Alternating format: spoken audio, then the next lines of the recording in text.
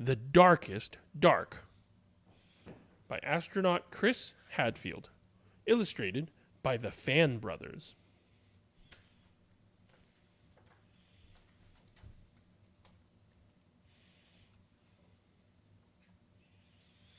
Chris was an astronaut, an important and very busy astronaut.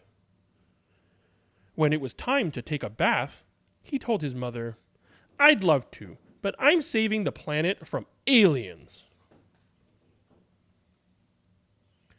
When it was time to get out of the bath and go to bed, he told his father, politely, because astronauts are always polite, "Sorry, no can do. I'm on my way to Mars." An astronaut's work is never done, so astronauts do not like to sleep. But their parents do. "You're a big boy now," said Chris's father. "You have to sleep in your own bed." And Chris tried. He really did. But his room was dark. Very, very dark. The kind of dark that attracts the worst sort of aliens. But his parents meant it. Chris was going to sleep in his own bed tonight. His mom and dad checked under the bed and in the closet and even in his underwear drawer. They declared the room 100% alien free. They tucked Chris in. They turned on the nightlight. They even gave him a special bell to ring if he was nervous. Cling, clang, clang, clang, clang, clang. They took away the bell. And then his father said something that worried Chris even more than the dark did. "One more peep, young man, and I'm afraid we'll all be too tired to go next door tomorrow." But tomorrow would be a special day, a very special day. Chris had to go next door. His life pretty much depended on it. So Chris stayed in his own bed, without a peep. It took a long time to fall asleep, but when he did, he had his favorite dream.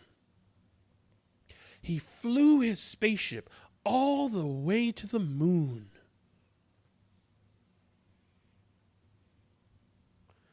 The next day seemed to last forever. But finally, when the moon was shining over the lake and the summer wind was ruffling the leaves of the tree, Chris ran next door. The house was already full of people, all gathered around the TV, the only TV on the whole island. Chris found a spot where he could see through the crowd, and what he saw was astronauts. Real, live astronauts on the actual far-away moon. They were wearing puffy white suits and jumping for joy, jumping so high because there was so much less gravity there. The grown-ups huddled around the TV were amazed. Their whole lives long, they never expected to see this sight. Even Chris, who had been to the moon just the night before, was amazed. He'd never really noticed how dark it was there. Outer space was the darkest dark ever.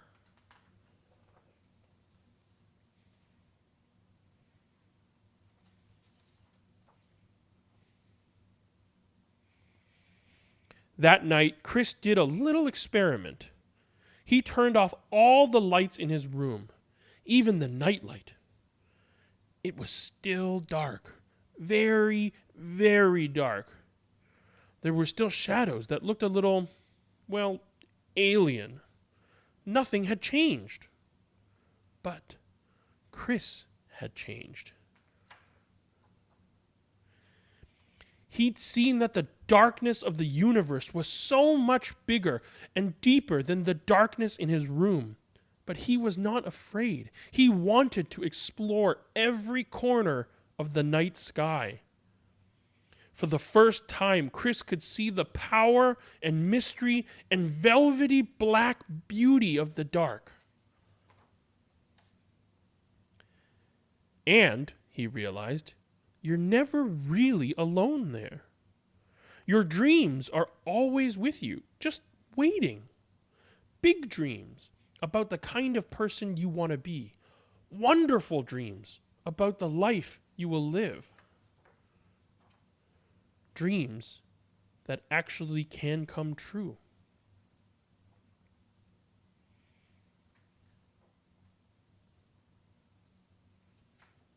The end.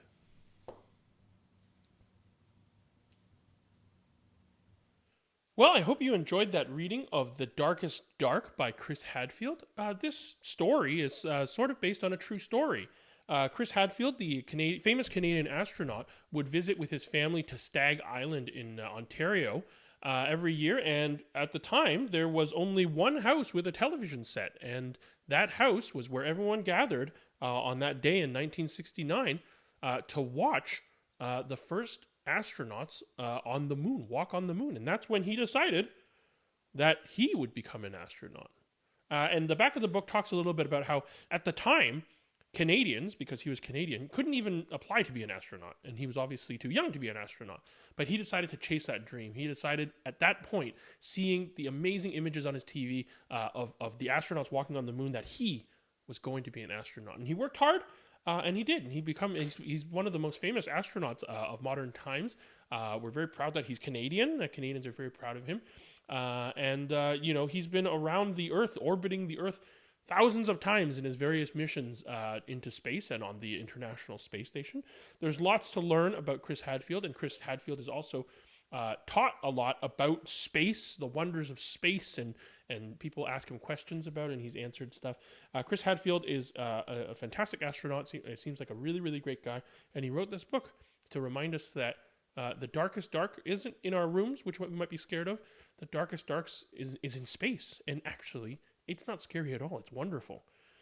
It's in the night sky when it's dark, when we see stars and all the stars and comets and meteor showers and the northern lights, all these amazing things. Anyway, I really enjoyed this book. I didn't really know what it was going into it, but I saw that it was from Chris Hadfield. I know that he's a great astronaut, and it was just a good story to remind us of the wonders of the universe, the wonders of the darkest dark. Let me know if you like this book, and if there's any other books you want to suggest for me to read, please head to the monthly roundup videos to leave a comment for me. I'd love to hear from you. But until next episode, I've been Elvin, and this has been e-reading. Thanks so much for watching, and be gentle and kind with one another. Bye now.